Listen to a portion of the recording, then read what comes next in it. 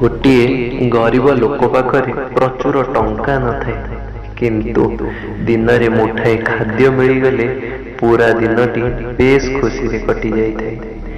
ଗୋଟିଏ ଧନୀ ଲୋକ ପାଖରେ ପ୍ରଚୁର ଟଙ୍କା ଥାଏ, କିନ୍ତୁ ପାଖରେ ଖୁସି ବୋଲି ଗୋଟିଏ ଜିନିଷ ନଥାଏ।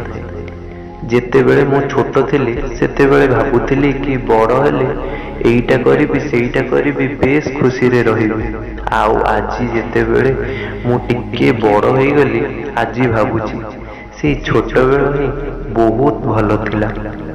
ଗୋଟିଏ ଲୋକ ପେଟରେ ଭୋକ ଅନେକ ଥାଏ, କିନ୍ତୁ ପାଖରେ ଖାଦ୍ୟ ନଥାଏ।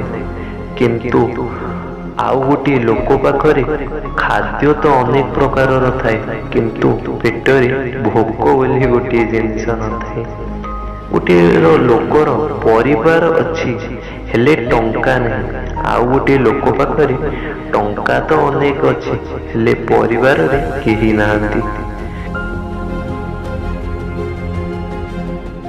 ଗୋଟିଏ ମଣିଷର ଜୀବନ ଯେତିକି ଦିନ ପର୍ଯ୍ୟନ୍ତ ଥିବ ନା, ସେତିକି ଦିନ ପର୍ଯ୍ୟନ୍ତ ସମସ୍ୟା ମଣିଷ ଜୀବନରେ ଲାଗି କରି ରହିଥିବ।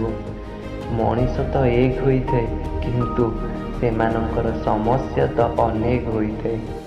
ଦୁନିଆରେ ଏମିତି କୌଣସି ଲୋକ ନାହିଁ ଯାହାର ଜୀବନରେ ସମସ୍ୟା ନାହିଁ, ଆଉ ଏମିତି ବି କୌଣସି ସମସ୍ୟା ନାହିଁ ଯାହାର ସମାଧାନ ନାହିଁ। ସମସ୍ତଙ୍କର ସମସ୍ୟା ଅନେକ ଅଛି।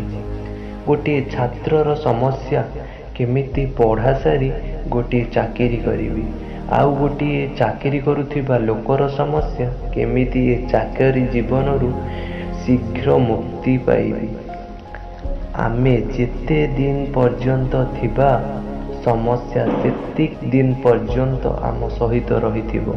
ଆଉ ଯେଉଁଦିନ ଆମର ସମସ୍ୟା ଶେଷ ହୋଇଯିବ, ହୁଏତ ସେଦିନ ଆମର ଜୀବନ ମଧ୍ୟ ଶେଷ ହୋଇଯିବ। ଆସୁଥିବା ଖରା ଓ ବର୍ଷାକୁ ଆମେ ରୋକି ଦେଇପାରିବାନି, କିନ୍ତୁ ସେ ଖରା ଆଉ ବର୍ଷାରୁ ରକ୍ଷା ପାଇବା ପାଇଁ ଛତାଟିଏ ଧରିପାରିବା। ଆମେ ଅନ୍ଧକାରକୁ ରୋକି ଦେଇପାରିବାନି, କିନ୍ତୁ ଆମେ ସେ ଅନ୍ଧକାରରୁ ରକ୍ଷା ପାଇବା ପାଇଁ ଆଲୋକଟିଏ ଜାଳିପାରିବା। ଆମେ ଆମ ଜୀବନରେ ଆସୁଥିବା ସମସ୍ୟାକୁ ରୋକି ଦେଇପାରିବାନି, କିନ୍ତୁ ସମସ୍ୟା ଭିତରେ ସମାଧାନକୁ ଖୋଜିକି ଆମ ଜୀବନରେ ଆମେ ଖୁସିରେ ଆଗକୁ ଚାଲିପାରିବା।